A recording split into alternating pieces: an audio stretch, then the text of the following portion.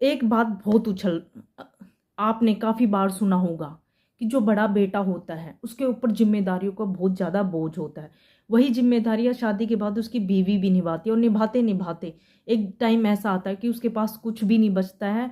और जब उसके पास कुछ नहीं बचता है तो माँ बाप भी उसे धक्का देके घर से निकाल देते हैं। ठीक है, मैंने ये मान लिया, बट बात यहाँ पर भी माँ बाप की कमी की ही आती है। अब बेटा बड़ा हो चाहे छोटा हो, डजंट मैटर।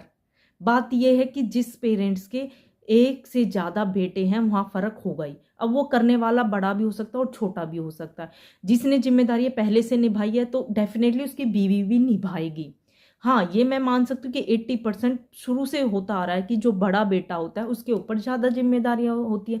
जैसे राजा महाराजाओं के टाइम में बड़ा बेटा था, उसको उत्तराधिकारी बनाया जाता था। उसी तरीके से अब भी जिम्मेदारी बड़े बेटे की होती है, लेकिन कई घरों में छोटा भी हो सकता है, मंझला भी हो सकता है, कोई सा भी बेटा हो सकता है।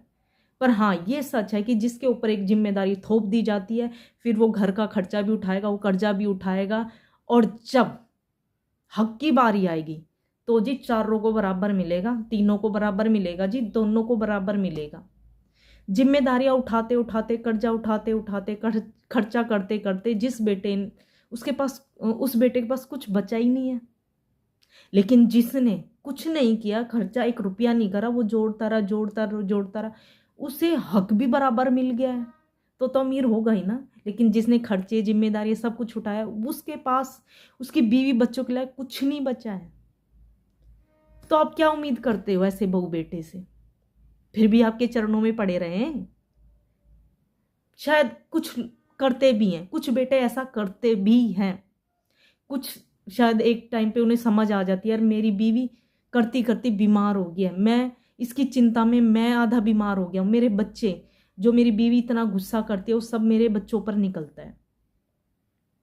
और उसका जो गुस्सा करना है उसे भी पता है, उस आदमी को भी, ये बिल्कुल जायज़ कर रही है बिल्कुल जायज़ कर रही है, बिल्कुल सही कर रही है, ये अपनी जगह सही है। पर कर क्या सकते हैं ये जो माँ बाप होते हैं ना, ये जब, अरे भाई, जब तुम्हें 4 बेटे में से 3 बेटे में किसी एक को ही प्यार करना था तो 4 काहे को करे, 3 काहे को करे, एक ही कर लेते।